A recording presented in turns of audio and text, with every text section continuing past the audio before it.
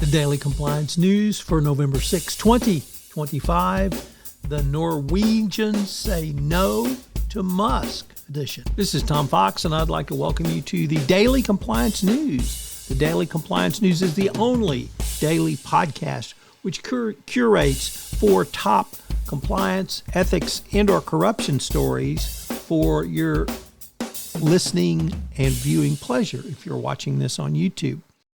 Our first story is that the Norwegian Sovereign Wealth Fund has rejected Elon Musk's $1 trillion pay package, as reported by the Wall Street Journal. The Norwegian Bank Investment Fund, the arm of the central bank which manages the $1 trillion Norwegian Sovereign Wealth Fund, rejected Tesla's request for this new Musk pay package, becoming the first major investor to disclose its decision. They said, quote, "While we appreciate the significant value created by Mr. Musk's visionary role, we are concerned about the total size of the award, dilution, and lack of mitigation of a key personal risk, consistent with our views on executive compensation." End quote. Next up from Politico, reports that the EU has applauded the efforts by Kiev to, or rather Ukraine, in its fight against corruption, but said the company must not backslide to remain in the fast lane for EU membership. And they're looking at membership potentially in 2030 for Ukraine and the EU.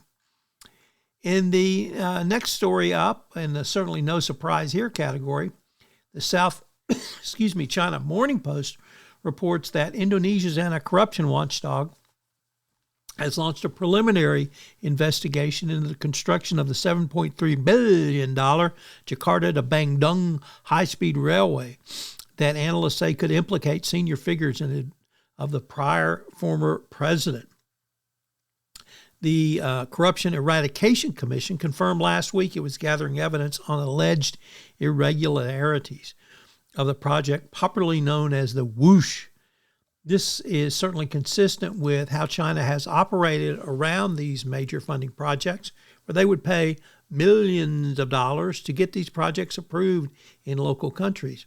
And of course, now then the corruption is coming out, or it turns out the projects were slapshod that countries are trying to get out of them based on corruption.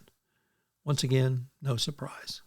And finally, from Reuters, the Trump administration takes it on the chin in front of the U.S. Supreme Court on their claims that the emergency powers granted by Congress on economic sanctions extend to tariffs in oral argument. So we'll be waiting with bated breath to see what the court does on tariffs.